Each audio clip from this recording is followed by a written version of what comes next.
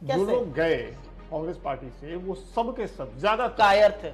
मुझे इसको कहने में कोई जरा सा भी लेश मात्र भी संशय नहीं है। कायर थे, डरपोक थे, डर के चले गए। वो ये उनके अंदर गूदा नहीं था लड़ने का। और उसमें से बहुत सारे लोग ऐसे थे जो सत्ता में पैदा हुए, सत्ता में चांदी के चम्मच के साथ पैदा हुए, सत्ता का सुख भोगा और विपक्ष में रहकर अंदर कलेजा नहीं था कि विपक्ष की लड़ाई लड़ सके।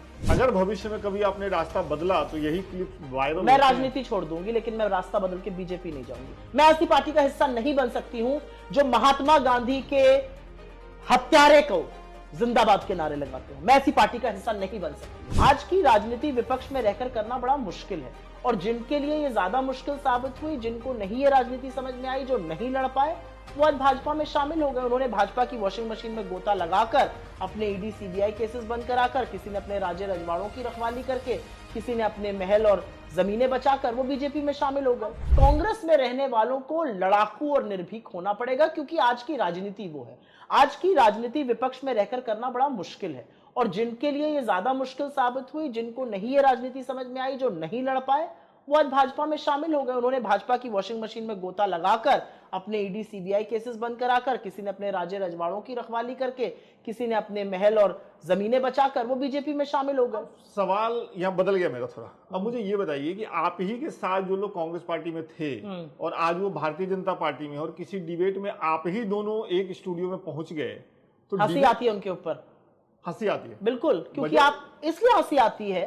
देखिए, आप राजनीति में हो या ना हो, आपकी एक पहचान होती है, और वो पहचान आपका नाम विकास है या मेरा नाम सुप्रिया इससे नहीं है। हम कौन हैं, हम किस तरह की बात करते हैं, हमारी विचारधारा क्या है, हम किन सिद्धांतों को लेकर चल रहे हैं, उससे हमारी पहचान है। वो बीजेपी वालों की भी होती है। वो आज तक आपकी एक पहचान है, फिर आप थाली का बैंगन बने, बेपैंदी का लोटा, आप लपक के वहां गए। कल तक आप कहते थे राहुल गांधी मेरे सबसे अच्छे नेता, आज आप राहुल गांधी को भला बुरा कह रहे हैं। कल तक आप कहते थे धर्मनिरपेक्षता होनी चाहिए, आज आप कह रहे हैं जी नहीं, मुसलमान सबसे खराब है, पाकिस्तान चले जाएं। कल तक आप कहते थे कि दलितों, पिछड़ों, आदिवासियों का सम्मान होना चाहिए, अब आप कह रहे हैं नहीं नहीं नहीं भाई, सवर्णों का होना चाहिए। तो ये जो विचारधारा की गुलाटी मारी जाती है, उन लोगों पर हंसी आती है। मतलब उन लोगों के पुराने ट्वीट्स देखकर हंसी आती। क्या शर्मिंदा करेंगे ऐसे लोगों को? आप तो डिबेट में कह रहे हैं, मैं तो उन लोगों के लिए जो मंत्री बने बैठे हुए हैं भारत सरकार में। आप कल तक जिन मोदी जी को आप नकारा कहते थे, जिन मोदी जी को आप गुनहगार मानते थे, आज आप उन मोदी जी का चरणवंदन करते हुए आपको अच्छा लग रहा है। मतलब मुझे कभी कभी ऐसा लगता है कि ये जो लोग होते हैं, जैसे मेरे घर में भी बच्चे हैं, वो देखते हैं कि मैं क्या बातें करती हूँ, क्या विचारधारा है। आप जब ये परिवर्तन करते हैं तो आप अपने बच्चों से आंख कैसे मिलाते हैं? मुझे तो ये समझ नहीं आता। आप अपने बच्चों को कुछ चीजें सिखाते हैं ना, बेटा ये अच्छी चीजें होती है, खराब चीजें होती है, तो आप कल को कहेंगे नहीं जो अभी तक मैंने सिखाया वो सब गलत था, अब ये नया सीखना शुरू करो। तो मुझे समझ में नहीं आता। ये मुझे ऐसा लगता है कि आपकी कोई बाध्यता हो सकती है, आप हो सकता है कि आपको कांग्रेस में रह के नुकसान हो रहा हो, आप छोड़ दीजिए राजनीति। मतलब मेरे दिमाग में ये बिल्कुल क्लियर है कि बीजेपी ज्वाइन करने से बेहतर है आप राजनीति छोड़ दीजिए। मैं तो वही करूं अगर कभी ऐसा मौका आए। मैं बीजेपी क्यों ज्वाइन करूंगी? मेरी क्या अपनी आंखों में इज्जत रह जाएगी कि जिस व्यक्ति का या जिस विचारधारा का या जिस संघ का मैंने विरोध किया जीवन पर्यंत, आज मैं कुछ लाभ लेने के चक्कर में उन्हीं के चरणों में पड़ी हूं। ये कैसे हो सकता है? आप ये कह रही हैं, लेकिन अगर भविष्य में कभी आपने रास्ता बदला तो यही क्लिप वायरल। मैं राजनीति छोड़ दूंगी, लेकिन मैं रास्ता बदल के बीजेपी नहीं जाऊंगी। क्योंकि देखिए, भारतीय जनता पार्टी भी एक राजनीतिक पार्टी है, कांग्रेस भी एक राजनीतिक पार्टी है। भारतीय जनता पार्टी में राजनीति जो है वो ये कही जाती है शमशान कब्रिस्तान की होती है। वहां पर लाल किले की प्राचीर से कहा जाता है आपकी बेटी को कोई उठा के ले जाएगा। वहां पे मुजरे जैसे शब्द का प्रयोग प्रधानमंत्री करते हैं। मैं ऐसी पार्टी का हिस्सा नहीं बन सकती हूं। मैं ऐसी पार्टी का हिस्सा नहीं बन सकती हूं जो महात्मा गांधी के हत्यारे को जिंदाबाद के नारे लगाते हो। मैं ऐसी पार्टी का हिस्सा नहीं बन सकती हूं। मैं ऐसी पार्टी का हिस्सा नहीं बन सकती हूं जो महात्मा गांधी के हत्यारे के उपासक को अपनी पार्टी का सांसद बनाए। मैं नहीं बन सकती। कुछ चीजें जो है वो कांग्रेस, बीजेपी, सत्ता पक्ष विपक्ष से मेरे लिए ऊपर है। मेरे लिए महात्मा गांधी, मेरे लिए नेहरू, ये कांग्रेस के नेता नहीं है, ये इस देश के नेता हैं। और इनके खिलाफ जिस तरह का षड्यंत्र बीजेपी कहती है, करती है, साजिशें, जिस तरह के फर्रे भेजते हैं, मैं नहीं कर सकती हूं। मैं उस दल का हिस्सा नहीं बन सकती हूं जो नाथूराम गोडसे के लिए अपने मन में सहानुभूति रखता है। आज स्वतंत्रता दिवस है। बीजेपी ने अपने ऑफिशियल हैंडल से एक वीडियो डाला। उस वीडियो में तमाम डायमंड्स डाले गए। उसमें नेहरू जी को तो नहीं डाला जाता, वो तो उनकी कुत्सित मानसिकता है। उसमें महात्मा गांधी को भी नहीं डाला गया। आपके जो प्रधानमंत्री हैं उनको दुनिया भर में वैधता गांधी के आगे झुककर मिलती है, आपके वीडियो में वो नहीं है। क्यों नहीं है? मैं ऐसी पार्टी का हिस्सा नहीं बन सकती हूं। कोई डॉक्टर ने प्रिस्क्रिप्शन पर लिखकर थोड़ी दिया कि अगर जिंदगी जीनी है 15-20 साल और तो राजनीति करो। अरे नहीं करेंगे राजनीति, कुछ और करेंगे जीवन में। इसमें शायद थोड़ा सेल्फ रिलायंस भी चाहिए होता है। मुझे ऐसा लगता है कई बार मैंने ये देखा है, दोनों तरफ देखा है, जो लोग राजनीति करते हैं वो उसी में अब्जॉर्ब हो जाते हैं। वो शायद अपना वजूद उसके इर्द गिर्द समझने लगते हैं। मैं राजनीति के अलावा भी मेरे बहुत सारे इंटरेस्ट हैं, मैं राजनीति के अलावा भी बहुत कुछ करती हूं। मैं एक प्रोफेशनल थी, मेरे पिताजी राजनीति में थे, आधी कांग्रेस को नहीं पता था कि मैं किसकी बेटी हूं। मैंने अपने दम पर अपना नाम कमाया, मैं अपने दम पर एग्जीक्यूटिव एडिटर बनी, किसी को नहीं पता था।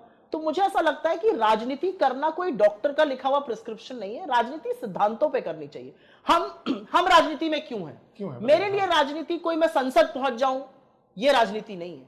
मेरे लिए राजनीति है कि जिन सिद्धांतों को मैं सही मानती हूं, जिस भारत के इतिहास पर मुझे गर्व है, जिस भारत के महानायकों को मैं अपना महानायक मानती हूं, उन सिद्धांतों पर मैं चलूंगी, और अगर उसका कोई विरोध करता है तो उसका मैं विरोध करूंगी। मेरे लिए विचारधारा की लड़ाई। मुझे ये बताइए कि राजनीति में होने का मतलब यही तो है कि अपनी विचारधारा पे बने रहते हुए सत्ता में आना, विधानसभा पहुंचना, संसद पहुंचना, इसमें बिल्कुल सत्ता में आना, लेकिन सत्ता में आने की लोलुपता में अपनी विचारधारा से समझौता कर देना कैसे राजनीति है? या सिर्फ सत्ता में आने की लालसा रखना और उसके लिए अपने काम से समझौता करना कैसे राजनीति? ऐसे लोग होते हैं, बहुत सारे ऐसे लोग होते हैं, दोनों तरफ होते हैं, जो समझौता करते हैं। उनका उधर भी उतना स्नेह रहता है, इधर भी इतना स्नेह रहता है।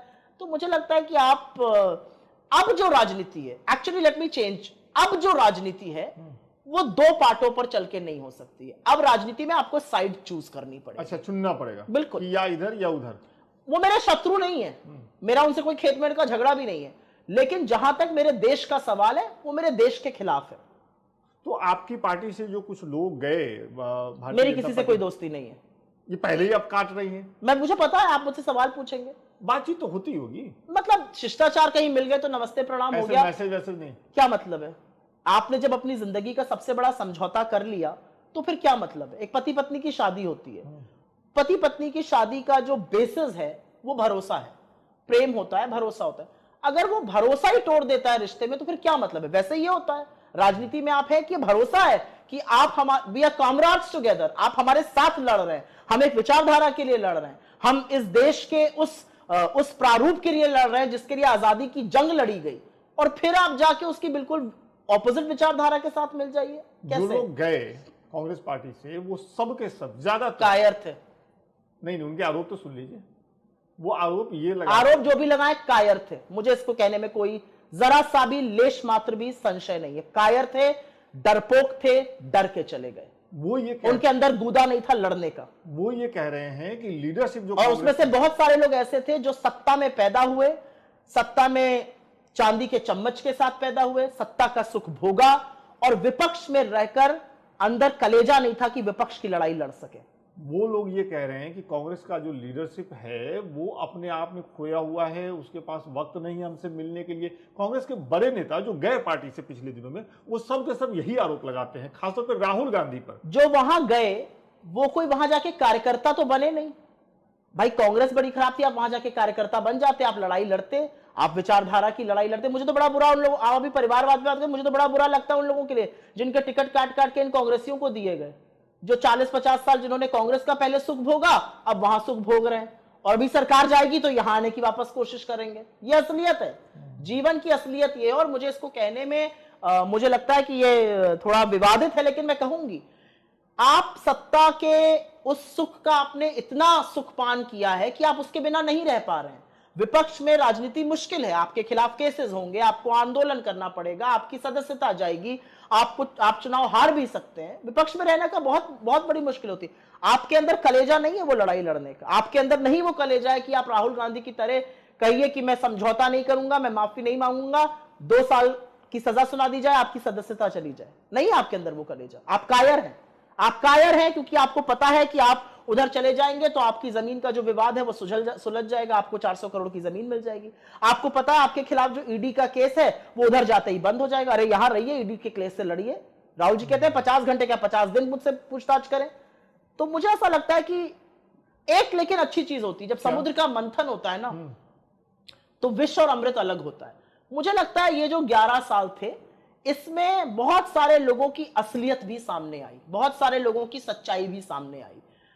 अधिकांश लोग जो गए, और ये फिर से विवादित बात कह रही हूं, वो सब वो लोग थे जिनकी आपने परिवारवाद वालों की बात करी, नाम उठा के गिनने शुरू कर दीजिए। वो लोग थे जिन्होंने पहले अपने पिता का या परिवार के थ्रू सत्ता का सुख भोगा, फिर यंग रहने के नाते कांग्रेस यूपीए सरकारों में सत्ता का सुख भोगा, और अब बीजेपी में बैठकर सत्ता का सुख भोग रहे हैं।